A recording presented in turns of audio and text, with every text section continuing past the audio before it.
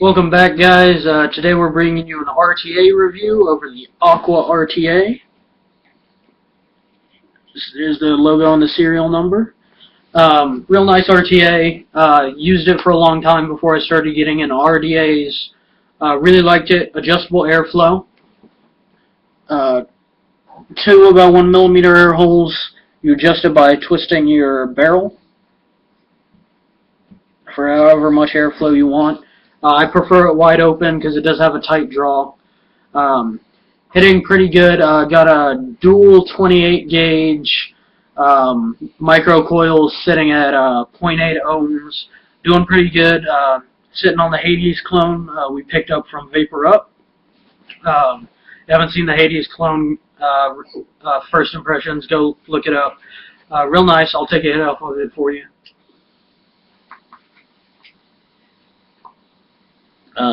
A good tip to use on the aqua just would be a torch tip. It condenses the vapor more to where you get more of a condensed flavor, which is why the chamber is so small, so you get that really good flavor. RTA is pretty much made to give you maximum flavor out of your juices. As a chimney, real tight draw, condenses the airflow into that chimney. This is the tip that actually came with it. You might have seen it in our drip tip review. Not wide board, not meant to be. It condenses the vapor, gives you real good flavor. Using blueberry caramel in this right now. It's a 50-50 blend with cotton wicks. If you're going to use a high VG content juice, like a 70 or above, you're probably going to want to use Eco Wool or Silica Wick, just because they wick better than cotton does. But with a lower VG content juice, you can use cotton wicks. The tip on it, actually, as you can tell, it's a little bit more open, because on a Russian or a Russian clone, it's more of a dome shape on top with just a little hole on top, which, since the chimneys go ahead and condense everything already, there's no need for it.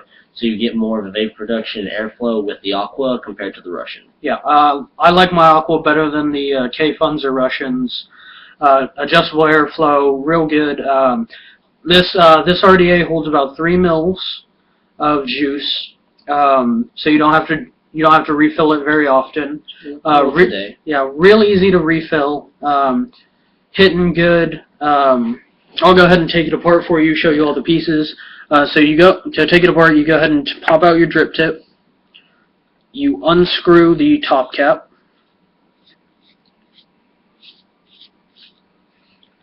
And the O-rings on this thing are actually really good. They've never broken. All the O-rings on here, real snug, nice fit. None of them have ever broken. None of them never had any problems. Never had to change O-rings. It comes with extras of all the black O-rings.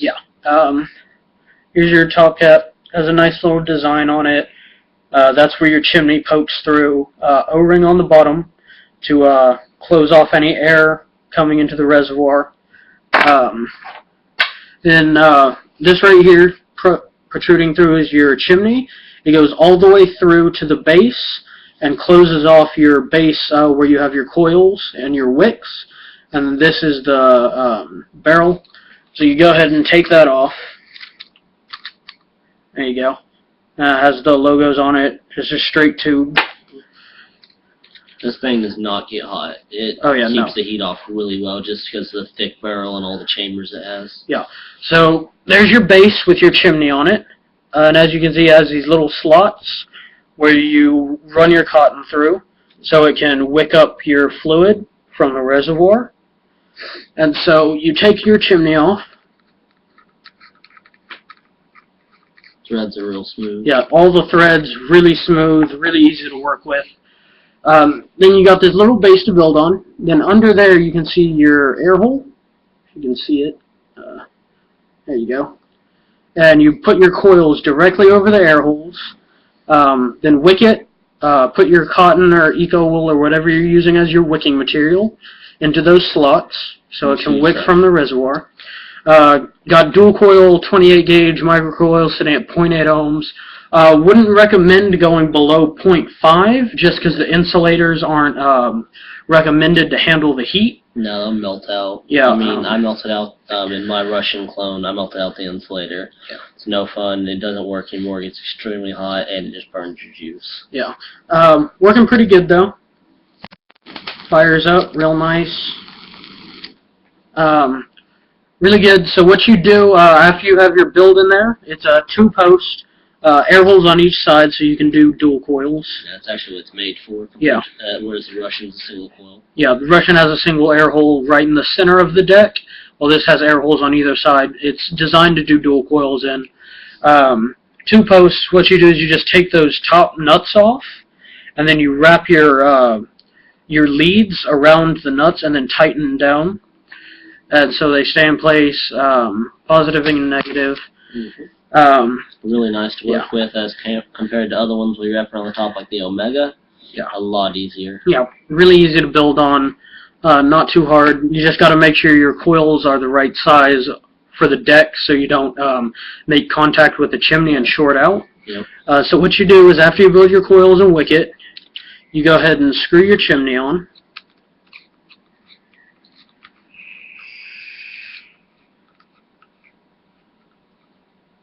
Right?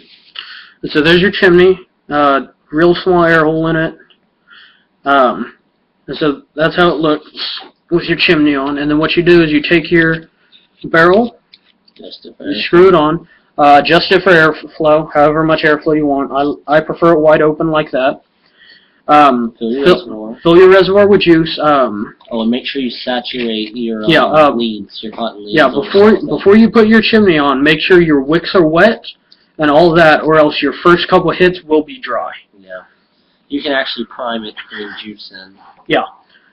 Just like you would an ego. Yeah, so wet your wicks. After you put the barrel on, you want to fill your reservoir up to this first base right here, right before it thins down. Fill it up to there to where just the top of that's covered in juice. Go ahead and screw that back on. You fill it up to right there, holds about 3 mils of juice. Then after you have your juice in, you take your top cap. You screw it on there a little bit. Just where the O-ring makes contact with the base.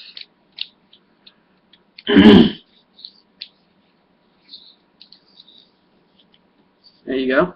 And then what you want to do is, after you got it screwed in a little bit, you can see a little bit of the thread left.